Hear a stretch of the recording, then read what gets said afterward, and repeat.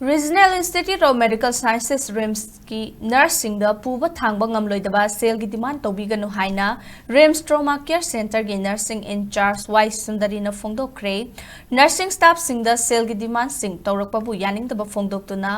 RIMS emergency ward की mamangda ngasi ayuk pung 13 tabada की nungthil pung ama taba fawa chathakiba Wakat Mipham da sarukyakiba Y Sundari na makha taraduna state asida thokliba irang asina maram oiraga staff kharadi chang naina karakpa ngamdaba yauri chairaga sida leiriba nursing asina wana hotnaduna awatpa sing menkhatuna anaba sing layengli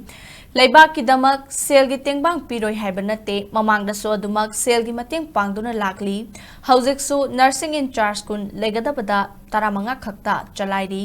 RIMS da mafam ayambadagi anaba kaya layengnabagi maru oiba mafam ama oiri fiba masida matam khara kaithoklaga wakat Mipham phamba haibasi anaba sing layengbadadi yamna soi haiba khangi adubu tangai fadabadagi tanglaba matam kaithoklaga wakat Mipham asi phambani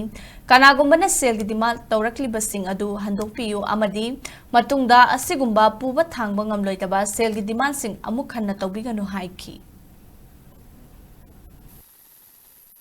Health sector the level na kuna atuk chawba service amna piringe marak sida siguma service le moina count to bidragadi what is fun in working in a hospital what is fun in being a Manipuri heavy question na arise awreba akoi authority na so matam sana promotion recruitment sa haido piragadi ngasi akoi awa awa ma'am su mayok na moeba objective akoi internal chen bi award pa retire gi bi award pa sumba post ahama ma'am ji melak tab dagi akoi house nursing officer family officer 20 pham ko house 15 factor 5 more vacancy ado family in charge hataneba khara mudi regular boy ga so me amse authority na matam sana pipi ra ga de ko so adom happily thabuk to toba yai ga ko me matam sana no piu thabuk phajan sujage haibuneba aduga ko na mi ama ga state ka kari ga ko compare to wa pham ju leizage tabu asai za ko na threat aba pirak pase ban during war phabo hospital le sok na thambuneba hoji de hospital sakle ko de threat pirak ba hore demand adu adam me amse